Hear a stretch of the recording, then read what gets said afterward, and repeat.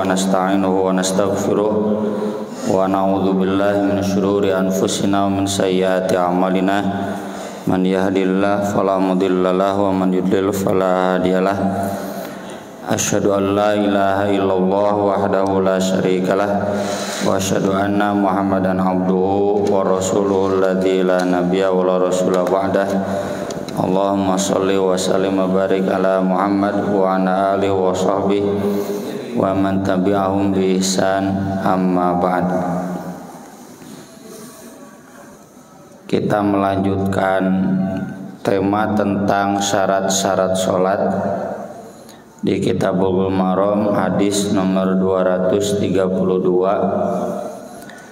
Wa an Abi Sa'idin radhiyallahu anhu qala Rasulullah sallallahu alaihi wasallam, idza jaa ahadukumul masjida, apabila salah seorang di antara kamu datang ke masjid, falyanzur, maka perhatikanlah, fa in ra'a fi na'laihi adzan au qadharon, kalau dia melihat pada alas kakinya kotoran atau noda, falyamsahhu, maka bersihkanlah, wal yusalli fihima, dan silakan sholat menggunakan alas kaki.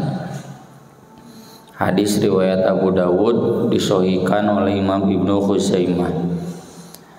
Dalam hadis Abu Hurairah radhiyallahu anhu qala Rasulullah sallallahu alaihi wasallam, idza wati'a ahadukumul adza,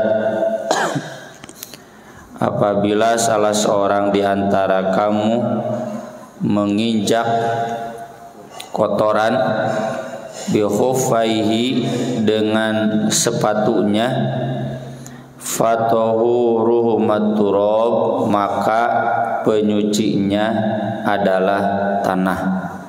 Riwayat Abu Dawud dan disahihkan oleh Ibnu Hibban. Hadis ini dalam kaitan dengan tema syarat solat, berarti solat itu harus bersih dari najis. Tidak boleh ada najis yang menempel di pakaian kita. Kalau ada najis yang menempel di pakaian kita, maka otomatis sholatnya tidak sah. Yang kedua, hadis ini mengajarkan kepada kita bahwa boleh sholat menggunakan alas kaki.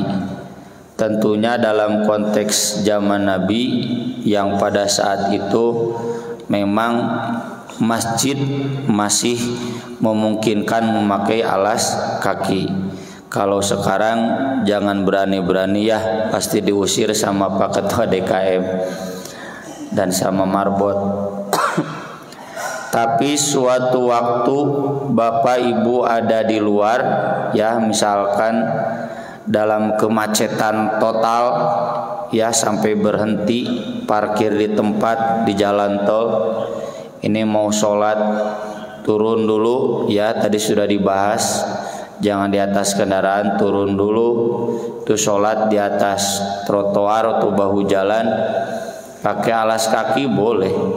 Atau sedang camping, ya Bapak Ibu sedang camping, itu sholat memakai alas kaki itu dibolehkan. Kemudian yang ketiga, hadis ini mengajarkan bahwa tanah itu bukan kotor selama tidak ada kotoran. Tanah itu justru pembersih kotoran. Jadi kalau pakaian Bapak Ibu kebul cenah kotor, nah itu kotor bahasa Indonesia, kotor bahasa Sunda, bukan kotor bahasa syariat, ya. Kalau kotor bahasa syariat mah ya najis, ya. Dan tanah itu tidak najis. Termasuk ya pernah kami rombongan pesantren pulang dari Ciater, sholat maghrib di Lembang, itu musola nggak muat, tapi ada halaman panjang. Saya suruh santri, udah bikin kloter kedua di sini nih, halaman panjang lumayan, masuk 30 orang ya. Saya cena kotor, lain kotor, kebul tekan penyuci ya, bersih gitu. Kotornya kotor bahasa Indonesia, bukan kotor bahasa Arab ya. Sholatnya cite pakai alas kaki juga nggak apa-apa ya, asal alas kakinya harus bersih dari najis. Kalau alas kaki ada tanahnya ya pastilah da teu disikat heula kurang ya. Jadi tanah itu bukan kotor versi syariat, kotor versi bahasa Indonesia. Menurut syariat, kalau tidak ada najis, tanah itu bersih, bahkan pembersih najis. Ini juga jadi dalil bahwa kotoran yang kita injak, punten ya, tahi gitu, itu kotoran apa saja, kotoran manusia, kotoran hewan, ya, ada kotoran tumbuhan, momal ayam, ya. Jadi kotoran manusia atau kotoran hewan itu tidak harus dicuci dengan air, cukup digosokkan ke tanah, itu sudah bersih. Asal tentu dilihat lagi bisi ayaan kene ya, gosok lagi sampai hilang kotorannya atau najisnya. Tapi ini bukan berarti tadi ya sholat harus pakai alas kaki, enggak. Perintah di sini hanya membolehkan, silahkan, bukan wajib memakai alas kaki. Kemudian hadis dari Muawiyah bin Al-Hakam radhiyallahu anhu qala Rasulullah sallallahu alaihi wasallam, beli badai ku abi laptop mah enggak Pak? Oh, memang. 234. Inna hadhihi sholata la yasluhu fiha syai'un min kalamin nas. Innama huwa tasbih wa takbir wa qiraatul Qur'an. Sungguh solat ini tidak layak padanya sedikit pun obrolan manusia. Hanya saja solat itu tasbih, takbir, dan membaca Al-Quran.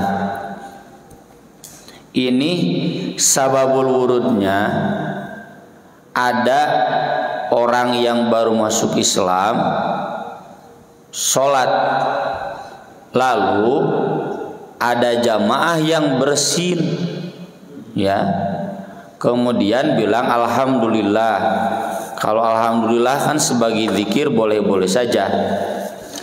Lalu kemudian orang yang baru belajar sholat itu hidang mbak, yarhamukallah, cenah gitu ke sholat, yarhamukallah, semoga Allah merahmatimu.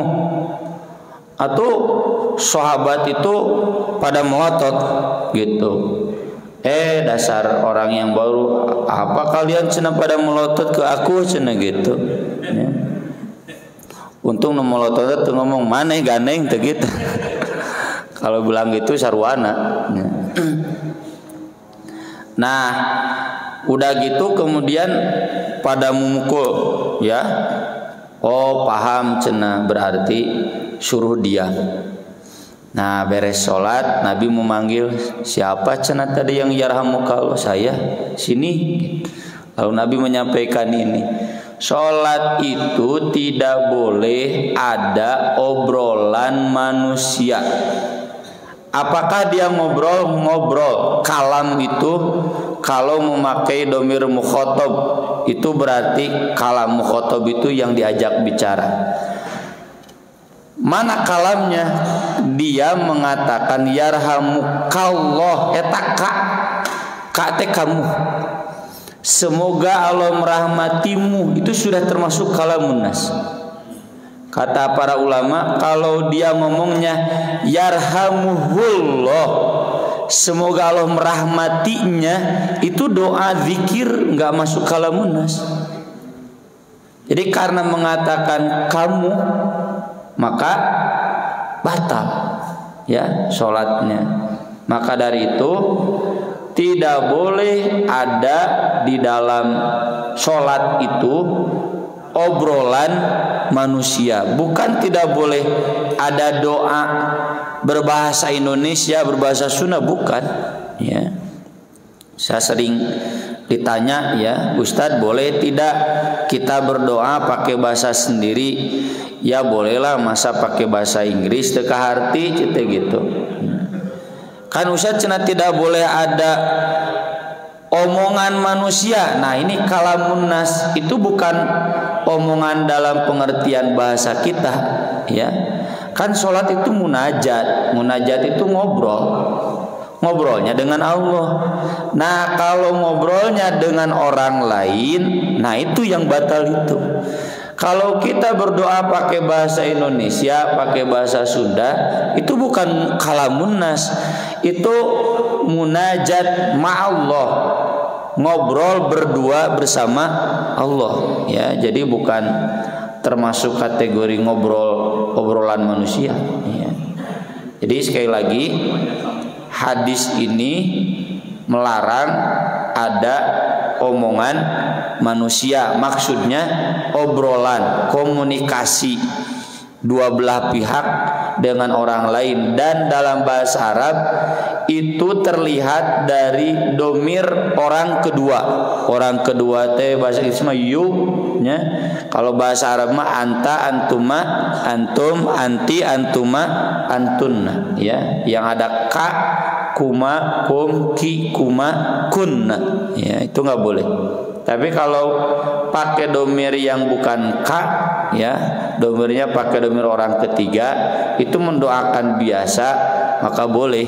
Seperti kita berdoa Rabbighfirli wali walidayya warhamhuma kama rabbayani shaghira, itu kan mendoakan seseorang di sana, orang tua kita, nggak batal sholatnya.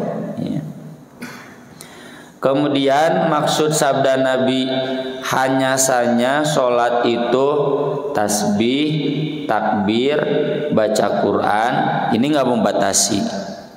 Maksudnya hanya saja sholat itu tasbih, takbir, baca Quran dan yang semisalnya, termasuk istighfar, doa. Hadis ini nggak jadi dalil nggak boleh berdoa dalam sholat. Kenapa?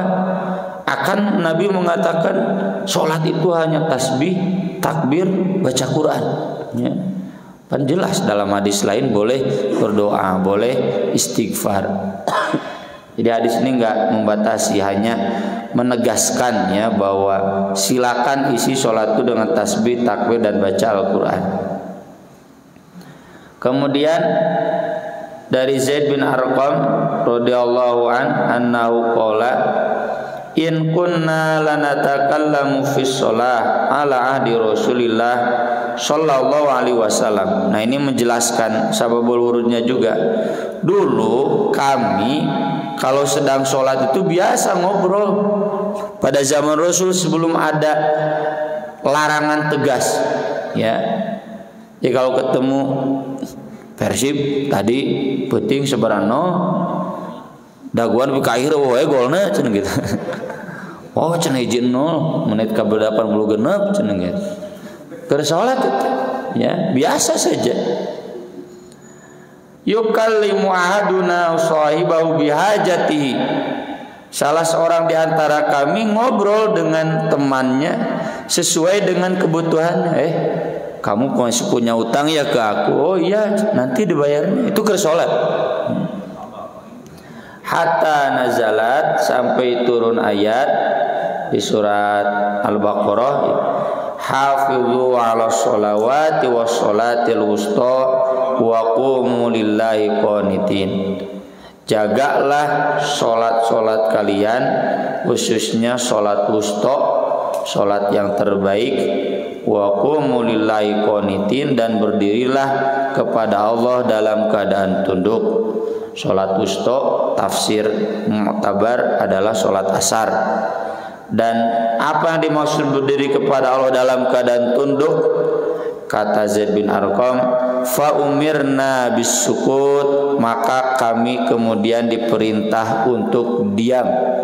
wa nuhina 'anil kalam, dan kami dilarang untuk ngobrol. Jadi kasus yang tadi anu bersin yarhamukallah, ya kemungkinan dia belum tahu ayat ini. Rasaan teh boleh we ngobrol teh gitu dalam sholat teh. Ya belang betong ngajina, ya, padahal geus turun ayatna dia ngobrol gini.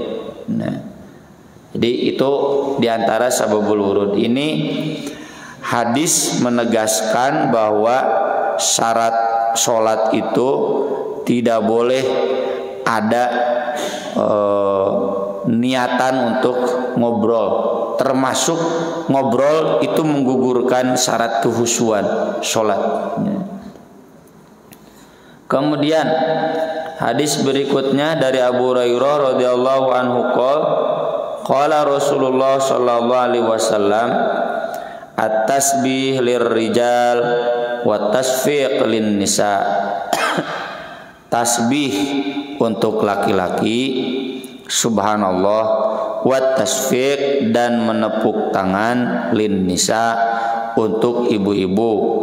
Dalam riwayat Muslim ada tambahan fis sholah, yakni di dalam sholat. Ini sababul wurudnya begini. Nabi SAW terlambat datang sholat karena sedang mendamaikan kaum yang bersengketa. Lalu Bilal minta ke Abu Bakar, apakah Anda bersedia jadi imam? Khawatirnya Nabi sholat di sana gitu, tidak sholat pulang ke Masjid Nabawi. Kata Abu Bakar, mangga, silakan. Abu Bakar pun kemudian mengimami sholat. Di tengah-tengah sholat tiba-tiba Nabi datang, kan pintunya di belakang, nggak di pinggir kayak begini. Kemudian Nabi masuk membelah saf, ya, membelah saf sampai berdiri di depan. Ini jadi dalil boleh, ya, orang yang layak berdiri paling depan untuk ketika dia terlambat membelah saf, asal tidak melewati sutroh. Sutroh itu pang sujudan, ya, membelah saf. Kemudian para sahabat kikian Pak sedang sholat gitu. Abu Bakar tinggal liuk-liuk, ya, nah udah banyak gitu. Baru Abu Bakar menoleh. Lalu Nabi berisyarat begini, lanjutkan gitu, nggak usah mundur. Lalu Abu Bakar sambil mengangkat tangan, subhanallah, begitu. Udah subhanallah, kemudian sambil mundur. Maka Nabi pun maju. Jadi Nabi imam masbuk, ya. Tapi tong dijadikan dalil tuh cenah. Jadi sunnah masbuk teh.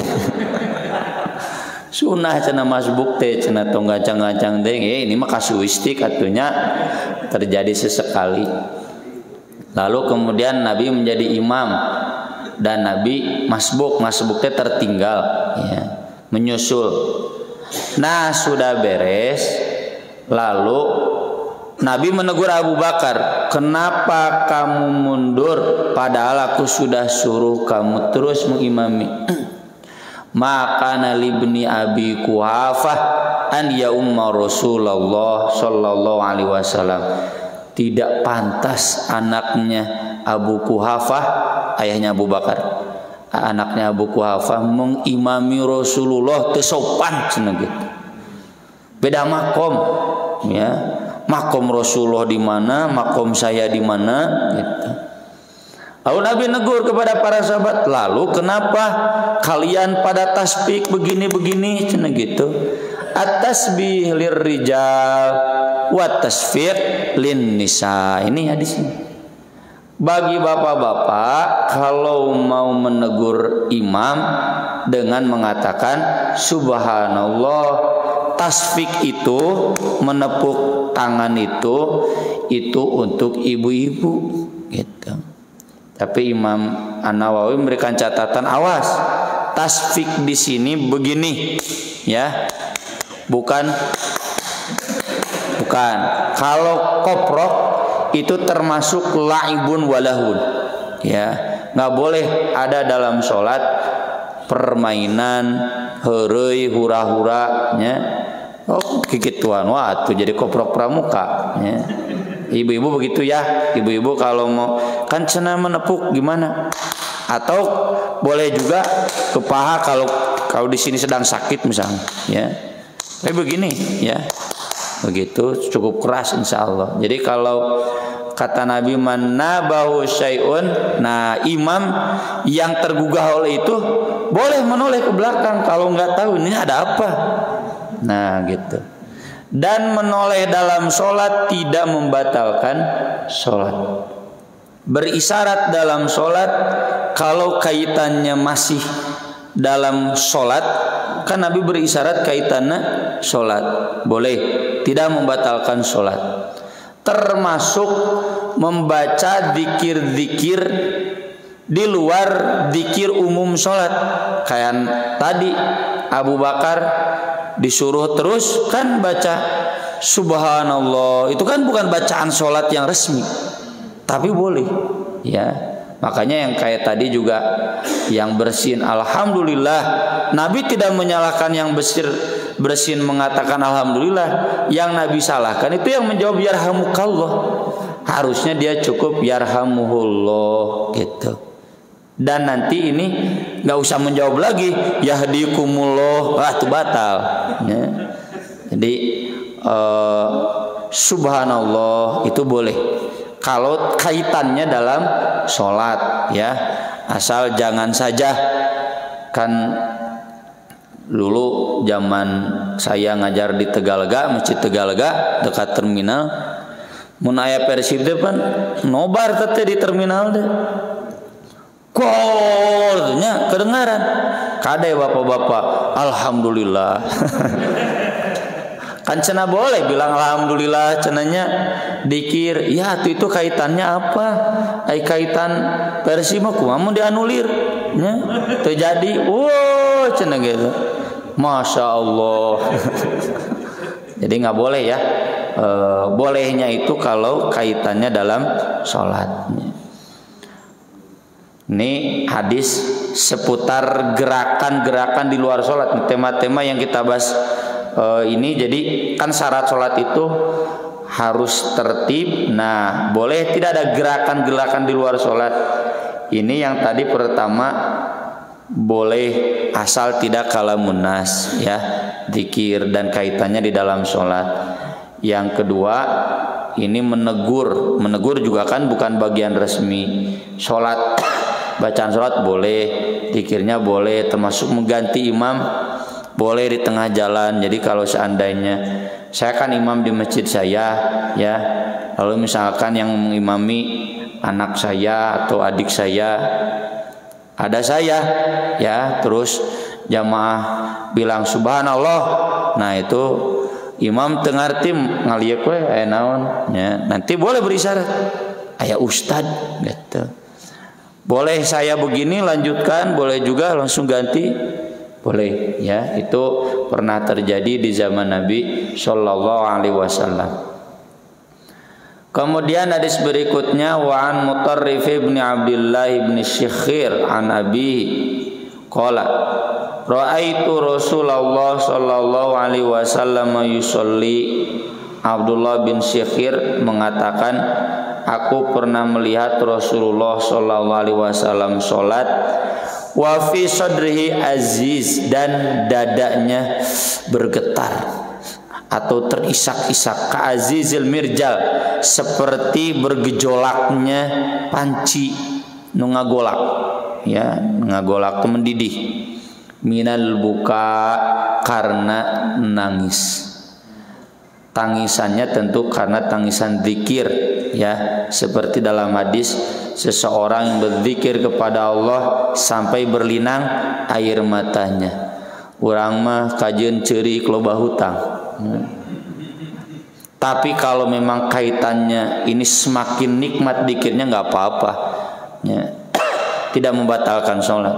Hanya kalau kita ingin mengikuti sunnah Nabi persis, Nabi itu menangisnya bukan karena pas saya jeung istri, bukan ya, bukan karena sedang bersitegang dengan mertua, bukan karena urusan utang duniawi, tapi Nabi itu menangis karena tersentuh dengan bacaannya. Ini jujur saya pun belum mampu ya sampai di makom ini, kecuali dalam kondisi-kondisi tertentu ketika kita dapat musibah fitnah gitu. Jadi hikmahnanya orang yang musibah fitnah teh minimal sholatna jadi rada naik gitu makomna.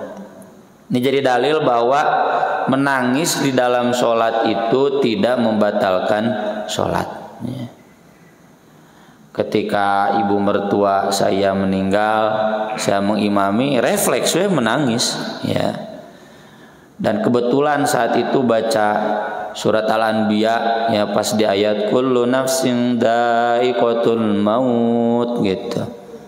Ya itu yang seperti itu tidak membatalkan sholat. Kemudian hadis dari Ali radhiyallahu anhu qol kana li min Rasulillah sallallahu alaihi wasallam madkholani. Aku dengan Rasulullah sallallahu alaihi wasallam itu ada dua waktu masuk, bertemu atau lewat, karena rumah Ali itu di rumah Nabi gitu, di Pondok Mertua Indah ya. Makanya jangan tutup kan dulu masjid itu di sekelilingnya pintu-pintu jamaah masyarakat. Nah karena ada yang lewat ya anak-anak kotor, kemudian ada juga yang ibu-ibu sedang datang bulan nyiksikan di masjid gitu ya. Nah Nabi menyuruh tutup semua pintu masjid kecuali pintu Ali dan Abu Bakar. Dalam riwayat lain kecuali pintuku dan Abu Bakar. Nah ditanya, dibahas oleh para ulama kenapa cenah Ali pintuku? Ya karena Ali dan Nabi itu satu rumah. Dalam riwayat lain ketika ada yang bertanya kalau Ali rumahnya di mana? Tuh paling tengah di rumah Nabi. Nah ini walau alam ya, tidak dijelaskan jam berapa Ali biasa lewat berpapasan dengan Nabi. Cuma kata Ali, fakuntu idza ataitu, kalau aku datang kepada beliau, mungkin ini pulang kerja ya atau berangkat dinas. Ali kan kerjanya militer ya. Kalau sekarang tentara lah, mujahidin. Wa huwa yusolli, kalau kebetulan saya pulang atau akan pergi, beliau sedang sholat. Tanah nahali, beliau berdehem kepadaku, isyarat dagoan gitu. Jadi kalau Ali mau masuk, Nabi sedang sholat atau Ali salam, kebetulan ada Nabi sedang sholat, jadi nggak bisa masuk atau nggak bisa lewat Nabi. Nah itu isyarat bahwa Nabi sedang sholat. Ini riwayat Anas dari Ibnu Majah sahih. Ini jadi dalil bahwa bapak-bapak berisyarat dengan dehem ketika sholat itu tidak membatalkan sholat. Ya. Kan KDW mun aya teleponnya ngaganggu pareman dewe. Da moal ngarti anu di ditu oge. Nah cenah ieu dehem ku kita nelpon deui gitu. Kecuali bapak-bapak yang di sini udah ngaji mungkinnya. Itu aya namanya aplikasi nanya. Langsung aku sedang sholatnya direkam atau gimana. Itu jadi boleh mematikan HP karena mengganggu sholat. Saya sering ya, tapi bukan di masjid saya. Di masjid saya alhamdulillah sudah pada tahu. Kalau di masjid yang lain kita sholat, baik saya imam atau bukan, ayah HP gandeng, itu HP siapa? Abdi cenah Pak Ustaz. Pak matikeun daripada ngagunggu sholat dan moal batal sholatna. Omun nembe terang. Jadi gak mungkin sholat, semangat sholatnya bagus cuma ngajinya kurang ya, boleh. Kemudian Ibnu Umar radhiyallahu anhuma qala qultu li Bilal, aku pernah bertanya kepada Bilal. Bilal kan sahabat senior Ibnu Umar, sahabat muda. Ketika Nabi wafat itu usia Ibnu Umar kurang lebih 28 tahun. Karena ketika perang Badar usianya 13 tahun belum boleh. Nah, ketika perang Uhud 14 tahun sudah boleh ikut. Ya, jadi ketika Nabi wafat kurang lebih 22 tahun. Saya pernah bertanya kepada Bilal, "Kaifa ra'aitan Nabi sallallahu alaihi wasallam yaruddu alaihim hina yusallimuna alaihi wa huwa yusalli?" Ini kejadiannya orang yang baru datang hijrah dari Habasyah. Jadi sudah tahu ada kewajiban sholat, cuma belum paham detailnya. Kan dulu belum zaman video call ya, belum zaman siaran online. Ya. Jadi Habasyah kan di Amerika, Ethiopia, ini di Madinah. Pas datang Nabi sedang sholat, salam. Nah, Nabi kemudian ketika sholat yaqulu hakadza, kata Bilal begini, wa basato kaffahu, ya, sambil menghamparkan telapak tangannya. Ya. Jadi kalau ada yang salam, isyarat saja bahwa kita sedang sholat begini. Ya. Kalau tengah artinya sintrek we. Dia tengah artinya assalamualaikum. Atau kalau sedang kita sholat berdaya, dengar tikennya kan kadangnya ada tamu yang begitu. Kita takbirnya dikeraskan saja, Allahu Akbar. Oh, sedang sholat, Ustaz sedang sholat, gitu. Misalkan. Jadi menjawab salam kan termasuk kalamunas. Assalamualaikum, menjawab waalaikumsalam. Kalamunas, kum ayakum, waalaikumsalam. Itu batal sholatnya, maka dari itu nggak boleh. Kalaupun mau dengan isyarat begini, ya. Ada yang mengatakan begini, ada contoh begini, guru saya dulu cara begitu. Tapi yang saya paham bahasa itu begini. Walau alam, pokoknya boleh berisyarat dengan tangan. Ini juga jadi dalil ya, isyarat ketika sholat itu boleh. Contoh saya kalau jadi imamnya, bordak garaneng cukup tenggel mimbar, udah jempling, ya. Tapi kadang anak saya yang bungsu, yang 2 tahun jadi ngakolan mimbar, weh. Udah itu jadi isyarat, ya. Dan jarang imam yang lain kalau ada yang begitu, ya. Kalau cuma budak tadi hari ya tunggaran lagi budak, ya. Tinggal kitanya bagaimana. Termasuk ini makmum, nih saya kadang kesel sama makmum. Budak keuri di juru, di gedor tengah arti itu jatuh sintra kumaha cicing we gitu. Boleh bergerak untuk mengamankan sholat tuh boleh, nggak membatalkan sholat, diem we gitu. Udah kalori kan beresna, tuh le carek tadi ke sholat, ya. Jadi isyarat di dalam sholat itu boleh asal tuh ngomong ngungkul, ya. Kemudian Abu Qatadah radhiyallahu an menjelaskan, karena Rasulullah sallallahu alaihi wasallam yusolli wa huwa hamilu Umamah binta Zainab. Pernah sholat sambil menggendong Umamah. Faida sajada wadu'aha, cucu Nabi dari Zainab putri kedua Nabi, kakaknya Fatimah. Kalau Nabi sujud simpen heula. Wa idza qoma, malah kalau Nabi berdiri ais deui gitu. Karena anak kecil ya, bapak-bapak juga mengalami sok yang di ais. Ya, ais sujud ya disimpan dulu dah hese, ya. Wa huwa yaumun nasa fil masjid, padahal Nabi sedang mengimami jamaah di masjid. Ini jadi dalil boleh sholat menggendong bayi, menggendong anak, ya, daripada ini lompatan tepuguh deh, ya, ais we. Meskipun kalaupun lompatan nanti di hadis yang akan datang, itu Ibnu Abbas begitu, ketika kecil lompatan dicarek hese tidak batal sholat kita, ya, tangan masih kecil. Ini jadi dalil boleh sambil menggendong, dan pasti kalau menggendong gerakan sholat sedikit berubah.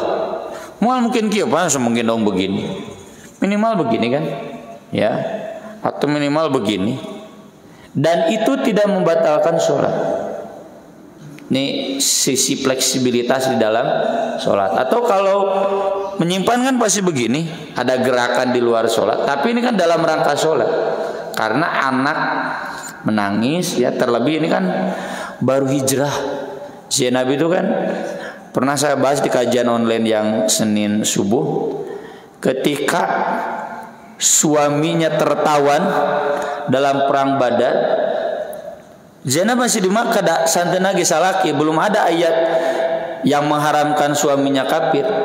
Kalau suaminya kan Abul As ya. Itu Zainab mengirimkan kalung pemberian Siti Khadijah. Yang kalung itu hadiah dari Siti Khadijah buat Zainab pas pernikahannya. Dan Zainab menikah dengan keponakan Siti Khadijah. Abul As itu bager dengan kafir gitu ya. Kirim Nabi sampai menangis, kata Nabi, sok kamu bebas tapi bawa anak saya ke sini gitu. Jadi suaminya pulang, lalu Zainab dan cucunya datang. Itu sudah terpisah beberapa tahun kan, kangen atau kaincu ya. Lahirnya tenungkulan, tahu-tahu udah 2 tahun gitu perang Badar itu. Dan kemudian nanti turun ayat yang melarang, maka Zainab diputuskan dari suaminya, tapi kemudian suaminya masuk Islam dan disatukan lagi, nggak dengan nikah yang baru. Nah ini menunjukkan berarti boleh ya ketika sholat menggendong anak. Terakhir dalam bab ini dari Abu Hurairah radhiyallahu anhu, qala Rasulullah sallallahu alaihi wasallam, uqtulul aswadaini fis shalah, bunuhlah 2 yang hitam ya, tidak harus hitam, pokoknya 2 yang membahayakan di dalam sholat, al-hayyah, ular, wal aqrab, dan kalajengking. Kalau kita kaitkan dengan hadis tentang haji, sedang ihram itu kan haram berburu, tapi kata Nabi boleh raja wali ya, Garuda, Garuda teh hewan haram itu. Garuda, tikus, anjing galak, ular, kalajengking ini. Jadi termasuk ya, termasuk cicak kalau cicak itu mengganggu ya. Karena cicak juga termasuk toke, itu bahasa Arabnya sama ya. Jadi cicak kalau tidak mengganggu ya tidak dibunuh juga nggak apa-apa. Kalau sekiranya mengganggu boleh dibunuh meskipun sedang sholat ya. Misalkan kita sedang sholat, cucunguk kan bahaya juga nya, ibu-ibu udah aja bunuh, tenggel ku sapu sabugan keluar, lanjutkan sholatnya boleh ya. Atau ada ular, ada kalajengking, naudzubillah min dzalik, bunuh dulu, lanjutkan sholatnya. Itu tidak batal sholatnya karena membunuh hewan yang berbahaya. Kayak burit, ya, burit letik, burit badak badasi ibunya. Tenggel ku sapatu misalkan, boleh silakan, dan tidak batal sholatnya, boleh dilanjut sholatnya. Sekian yang bisa saya bahas pada kesempatan pagi ini, mudah-mudahan bermanfaat. Saya persilakan kalau ada pertanyaan baik tertulis, mangga Bu, ataupun yang langsung ngacung boleh. Tuh di belakang Ibu panitia, mohon.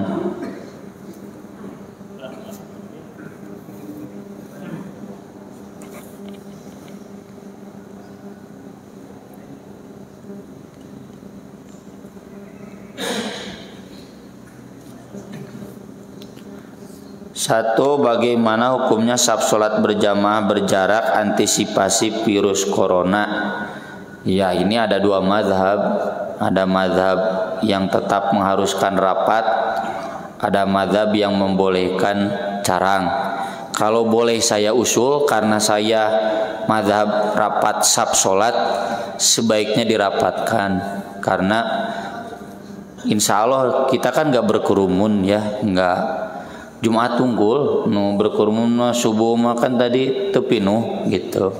Kemudian karena penularan bukan dari dekatnya saf, ini dari mulut, asal mulutnya di masker aman insya Allah, kan tidak bersentuhan gitu. Jadi sebaiknya lebih aman kita mengikuti mazhab yang mengatakan bahwa syarat sah sholat berjamaah itu kan saf yang rapat. Terlebih kan sekarang PPKM-nya sudah level berapa Pak?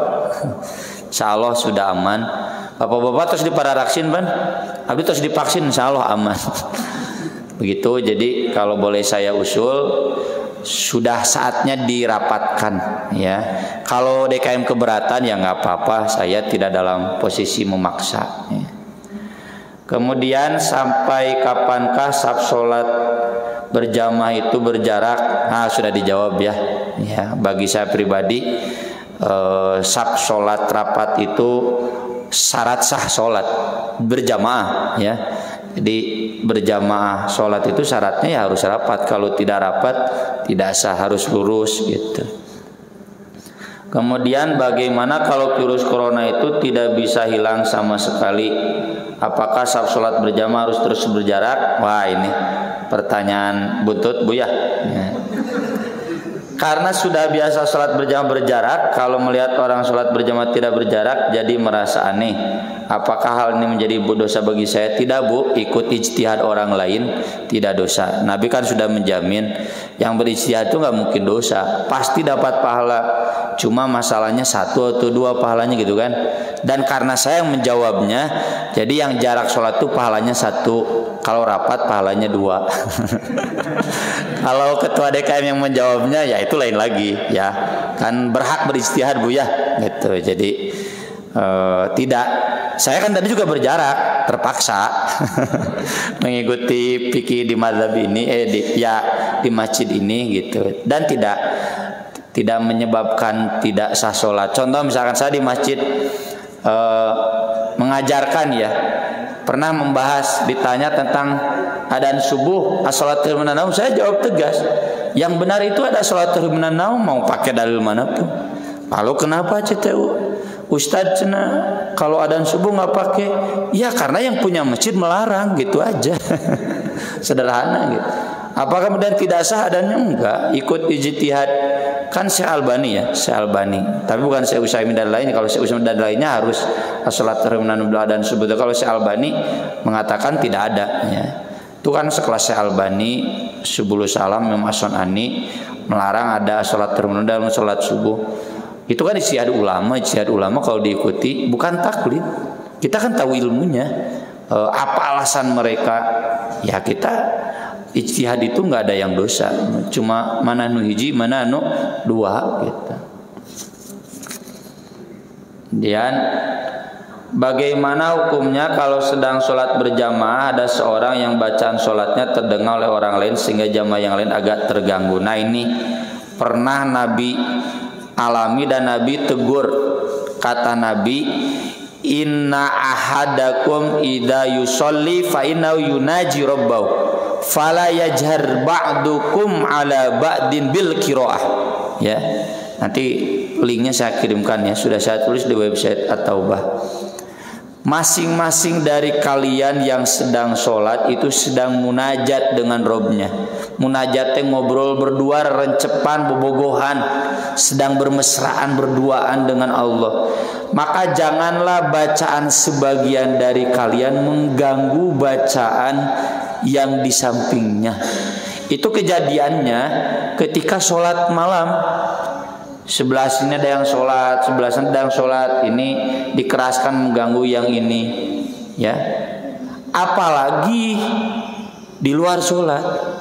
Ada masjid tuh di Ledeng, ya, sampai beberapa tahun. Tapi kalau sekarang enggak. Tempelan atau cetela di etana. Karena marbotnya mahasiswa kita, tempelan. Menjelang Jumatan enggak boleh ada yang ngaji dengan suara keras, ya. Saya tegur saja, saya kan biasa kalau datang Jumatan jam 11 sudah di tempat, ya, zona aman sholat. Itu ada yang ngaji, ya. Pak, punten, jangan pakai suara keras, dalam hati saja mengganggu sholat. Kurang sekali dua kali sholat, jempling beren manehna yang ditarikeun, tarikeun deui, tegor deui we gitu. Bandel kene, bahas we dina mimbar Jumat terpaksa gitu. Nggak boleh, itu dilarang oleh Nabi, ya. Jadi bacaan kita nggak boleh sampai mengganggu teman kita yang sedang sholat. Apalagi ini bacaan makmum dengan makmum, ya. Termasuk yang tadi di luar sholat. Termasuk, mohon maaf Pak Ketua DKM, kaset sholat. Kalau ada yang sudah sholat Jumatan ya intidor, matikan aja kasetnya. Atau kalau aman cuma keluar saja tidak di dalam ya silakan. Asal tidak mengganggu, ada cuma di luar terkadang ke anak kayak di masjid pesantren saya, kalau soundnya keluar saja kan atas lantai 5 mau kadang ke masjid aman ya, silakan asal tidak mengganggu yang sholat. Apakah ada dalilnya apabila seseorang beres sholat kemudian mengucapkan salam sambil tangan kanan dibuka dan tangan kirinya juga dibuka? Nah ini saya belum menemukan dalilnya. Dan setahu saya sampai saat ini bid'ah ya. Jadi jangan diamalkan. Tapi kalau ada bapak ibu yang merasa tahu dalilnya silakan disampaikan saja. Cuma sepanjang pengamatan penelaahan kami terhadap dalil-dalil sholat tidak ada ya. Kalau salam sesudah sholat itu fatwa dari mazhab Syafi'inya juga bid'ah, cuma bid'ah yang mubah gitu.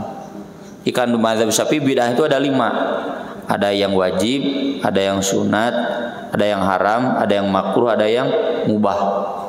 Tapi minimal ya di mazhab Syafi'inya sendiri mengakui salaman pada sholat itu bid'ah. Bid'ah itu nggak ada. Kenapa mereka menilai mubah? Ya bagus saja, kan tidak mengganggu sholat. Kan ini sudah di luar sholat. Boleh tidak kita beres sholat salam terus ngangkat telepon, boleh nggak? Boleh gitu logika di mazhab Syafi'i itu. Jadi karena tidak mengganggu sholat ini bagus. Sudah salam kan saling mendoakan, lalu kemudian salaman begini, ini melanjutkan salamnya ya, salam lisan kemudian dengan salam tangan. Tapi mohon maaf kalau itu ke saya tidak mengamalkannya. Lebih baik kita beres sholat fokus di wirid ya. Ada lagi? Enggak.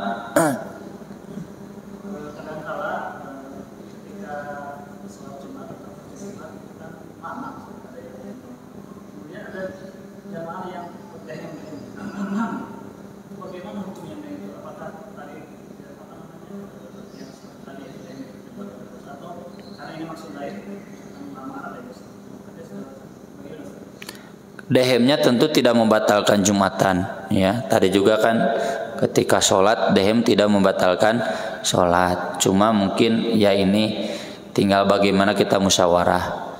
Saya juga ada, saya kan kalau ngimaman subuh pasti lama ya. Tuh ada satu jamaah wah panjang gini sekalian. Sampai dia dulu kalau hari Sabtu ya pasti hari Ahad nggak berjamaah di masjid saya, berjamaahnya di masjid. Udah cenah Ustadz cenah lama kalau saya ikut jamaah Ustadz, saya dagang telat cenah gitu. Dia dagang Ahad subuh itunya pasar tumpah ya gitu. Saya telat kapilaan ku batur cenah gitu. Itu dehem.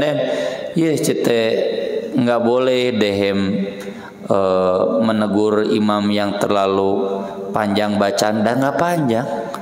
Bacaan saya dalam sholat subuh itu minimal satu halaman, rata-rata satu halaman setengah, 3 halaman ya. Nah kan Nabi itu baca sholat subuh itu Ar-Rahman itu 1 rakaat, Al-Waqiah 1 rakaat, itu kan 3 halaman setengah kan, atau 3 halaman ya. Kalau ini 3 halaman di 2 rakaat kan itu masih rukhsah itu ya. Jadi jangan banyak dehem. Abu Bakar itu pernah mengimami sholat subuh sampai hampir terbit matahari ya, ini sampai jam 5:30. Lalu protes jamaahnya, sedikit lagi matahari terbit. Kata Abu Bakar, kalaupun matahari terbit sholat tetap sah ya. Jadi imam tongaleh kumaha membacaan sholat mah ya. Tapi memang kalau khutbah ya, kan Nabi memerintahkan khutbah pendek, sholat panjang. Ada masjid-masjid yang mungkin kurang ngajinya, itu selalu Pak Ustadz khutbahnya punten banyak saya semuji nyalir ya. Khutbahnya bagus tapi kurang panjang, sholatnya bagus tapi terlalu panjang. Barangkali Pak Ustadz bisa, ya saya biasa khutbah Jumat 10 menit, sholatnya 10 menit kan banding gitu. Ya, Ustaz cenah salatnya dipendekkan, khutbahnya dipanjangan dikit. Cete si bapak mah. Kan dina hadisnya juga khutbah Jumat itu pendek, ya. Panjang itu salat. Meski kata Imam An-Nawawi tentu yang dimaksud panjang itu panjang standar salat. Pendek itu pendek standar khutbah. Makanya saya pribadi khutbah Jumat rata-rata 10 menit, ya. Kemarin juga Ustaz nih, Ustaz teh anggar cenah ceramah teh tarik teuing wae. Naon nunutan karunya. Coba aja sakedeung nya Ustaz karek ngerejep cenah gitu. Hareureuy we gitu. Nah, salat kita yang panjang itu kadang ada yang ngerti, tapi kalau saya di masjid saya itu udah biasa, ya. Di masjid saya atau masjid-masjid binaan, ya, ini kan pernah DKM ini Ustaz minta Jumatan. Nah, kalau sekarang sudah terbina insya Allah dan siap dengan gaya seperti itu. Tapi kalau yang baru-baru ya kadang saya mengalah. Oh, ini karena belum tahu ilmunya, ya, daripada tidak jadwal deh. Jadi sedikit mah, tapi untuk jamaah sudah saya biasa rutin kajian di sana, habekeun. Persis seperti taraweh, Pak. Kalau taraweh, jadwal saya taraweh di masjid-masjid sekeliling saya, ya, di lemur Ustaz Ajat. Terus terkena diumumkan deh, geus arapal jamaah sana Nasruddin, siap-siap bitis sajus. Terus terkena diumumkan deh, ya. Jadi kalau saya alhamdulillah, ya minimal jamaah tahu dan siap. Saya sering bilang kalau nggak begini kapan lagi bapak-bapak mengamalkan sunnah, ya, satu malam itu kan minimal 1 juz tarawih, itu jelas hadisnya. Jadi kalau saya di jadwal misalkan ke masjid Ustadz Ajat dulu ke Tauhid kemarin kebetulan tanggal 17 baca juz 17, ya. Di jadwal di masjid pesantren tanggal 7 baca juz 7. Nah itu mohon maaf ya, nggak ada toleransi saya bilang. Tapi kalau ke Al-Ikhlas anaknya diundang masih ada toleransi lah. Tapi nanti tahun kedua moal sajus pokoknya mah daek teu kajeun. Tanggal 29 saya udah itikaf. Cukup mungkin Pak ya sampai jam 6. Mohon maaf atas segala kekurangannya dan mudah-mudahan bermanfaat bagi kita semua. Aku qouli hada wa astaghfirullah li wa lakum subhanakallahumma bihamdik asyhadu an la ilaha illa anta astaghfiruka wa atubu ilaik. Wassalatu wassalamu ala Rasulillah. Wassalamualaikum warahmatullahi wabarakatuh. Alhamdulillah Bapak Ibu sekalian, kita sudah mengakhiri kajian pada